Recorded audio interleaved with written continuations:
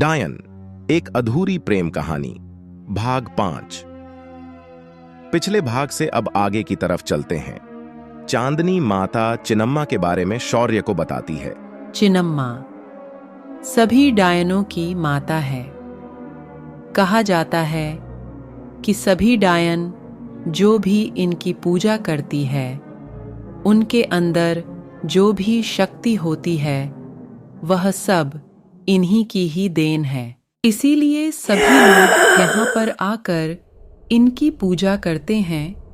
डायन ही नहीं, अगर कोई इंसान भी इनकी पूजा करता है तो भी उसकी मनोकामना चिन्नम्मा माता जरूर पूरा करती हैं।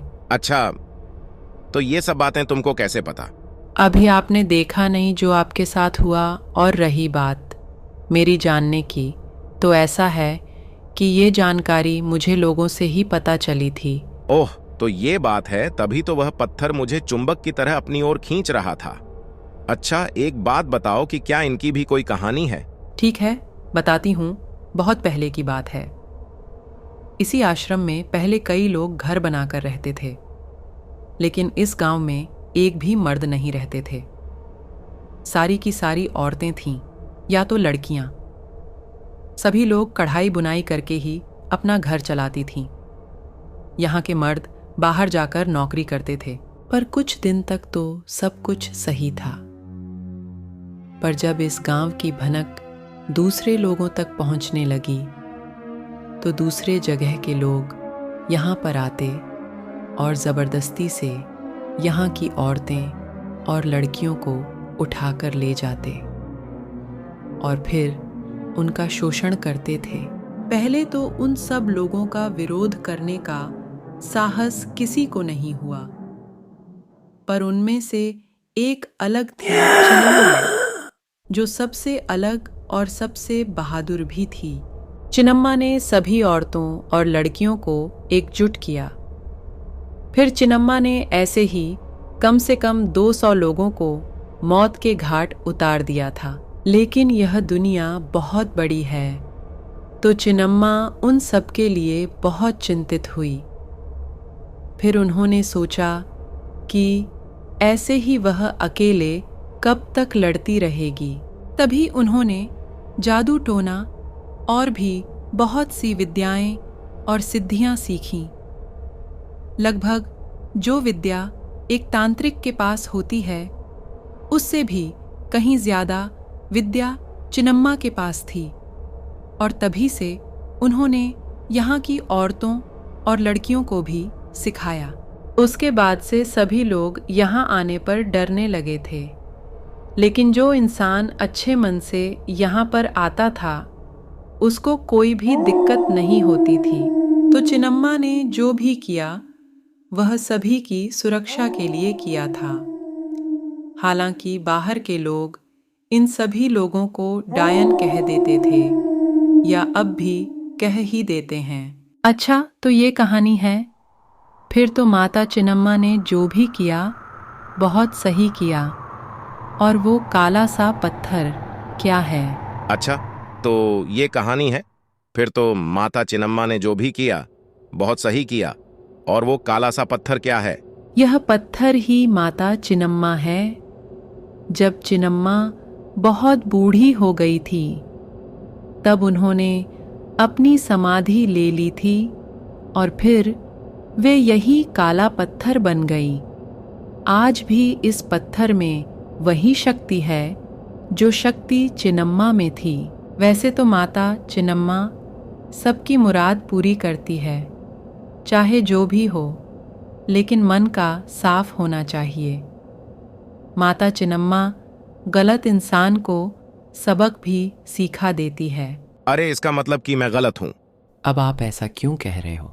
अभी कुछ देर पहले तो मेरे साथ भी कुछ अजीब सा होने लगा था। अच्छा, आप एक बात बताइए। हाँ, पूछो। जब हम इलेक्ट्रिक तार को छूते हैं तो करंट लगता है ना? लेकिन अगर उसका सही इस्तेमाल करते हैं तो हमारा कई काम आसान हो जाता है। ठीक उसी तरह से तुमको आभास हो रहा था, ये ऊर्जा है। सही इस्तेमाल करो तो फायदा ही फायदा होगा। समझे कुछ? इसी तरह से बातों के सिलसिले चलते रहे।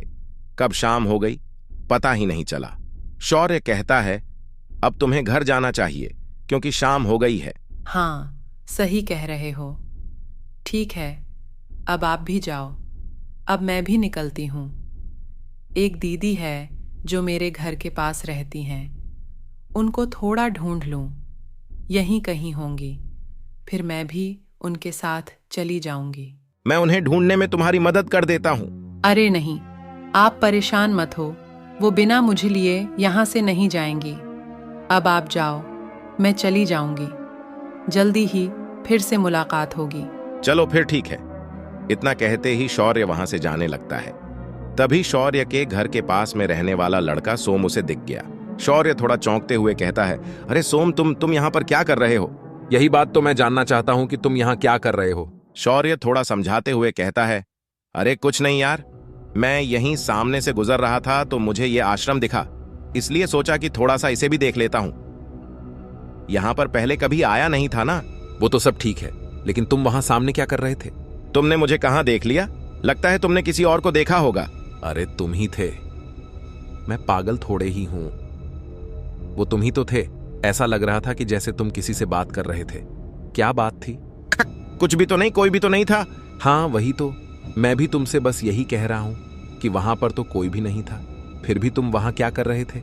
शौर्य थोड़ा अभिनय करते हुए कहता है, ओह हाँ, बस ऐसे ही थोड़ा घूम टहल रहा था। खैर छोड़ो ये सब, आओ घर चले। मौसम भी खराब है, कहीं बारिश ना होने लगे। हम बात तो सही कह रहे हो। अब ठंड भी बहुत लग रही है। चलो ठीक है, चलो चलते हैं। शौर्य और सोम अपने अपने घर पहुंच जाते हैं। शौर्य की मां शौर्य से कहती है, क्या हुआ बेटा, बहुत देर हो गई। सुबह से निकले थे और अब आ रहे हो। हाथ मुंह धो लो, खाना लगाती हूँ, गरम गरम खा लो। कल सुबह दिल्ली चले जाना। सपना क्या फोन आया था, सपना के पापा आ गए हैं, जाकर पैसे लेते आना। शौर्य सहमति से सर हिलाते हुए खाना खाते हुए चांदनी के ख्यालों में खोया हुआ था। अगले दिन सुबह शौर्य अपने घर से दिल्ली के लिए निकल जाता है। वह नैनीताल बस अड्डे पर पहुंचकर दिल्ली के लिए जाने वाली बस में बैठकर बस यही सोच रहा था कि पिछली बार की ही तरह चांदनी फिर से आ जाए। तभी सच में चांदनी थोड़ा जल्दी जल्दी चलते हुए एक बैग लेकर आ जाती है। कृपया इस चैनल को सब्सक्राइब कर लीजिए। आखिर क्या था चांदनी का चेहरा, आगे की घटना और रहस्य को जानने के लिए बने रहिए मेरे साथ। मैं हूं आपका दोस्त नरेंद्र नव प्रभात। जल्द ही अगला प्रस्तुत किया जाएगा। इस रचना पर अपना बहुमूल्य समय देने के लिए आप सभी का बहुत बहुत आभार।